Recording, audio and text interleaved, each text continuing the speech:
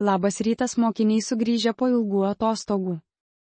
Šiandien pamoka bus išskirtinė su Rūta Kurupinskienė, jinai jūs pamokys apie žydus, jų tradicijas ir kiek žydų liko Lietuvoje. Aš labai tikiuosi, kad ši pamoka bus naudinga. Sėkmės. Sveiki, turbūt man jau nereikia prisistatyti, kaip žinot, esu Rita Kurupinskienė. Kadangi jūsų klasėje daug, tai tikrai neatsiminsiu visų vardų, tai prisistatyti nereikia. Simonėlis, Domukas.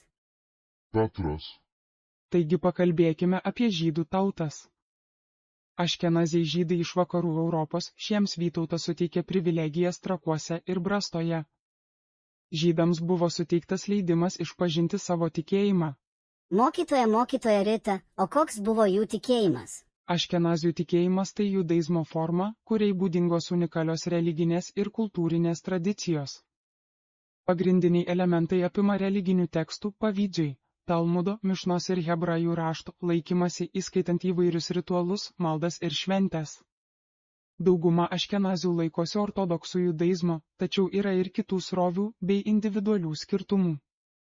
Tai yra neatsiejama aškenazių žydų kultūros dalis, kurią gali veikti istoriniai, regioniniai ir asmeniniai veiksniai. Mokytoja Rita, aš girdėjęs, kad žydai slapstėsi, man smalsu, dėl ko taip atsitiko. Per Antrojo pasaulinio karo metu nacistai žydams įvykdė žiaurų persekiojimą, vadinamą holokaustu, kurio metu nužudyta daugiau nei 6 milijonai žmonių.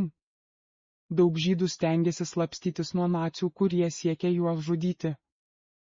Jie slėpėsi namuose, slėpynėse arba gavo pagalbą iš kitų, kad išliktų gyvi. Šios žmonių pastangos padėjo išgelbėti daug gyvybių per siaubingus istorijos įvykius. Norėčiau perskaityti informaciją, kurią radau savo iPhone'e, kiek yra išlikę judaistų, taigi 221 metais. Lietuvoje buvo apie 3000 žydų. Naujesnių žinių nėra. Tikiuosi patiko. Ant filmuko dirbo Matas.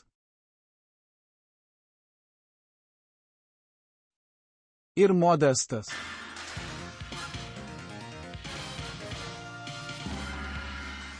Vaidino o. Mokytoja o.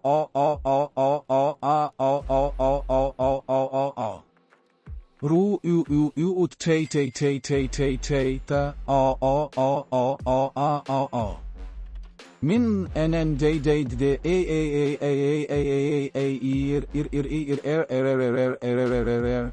brolei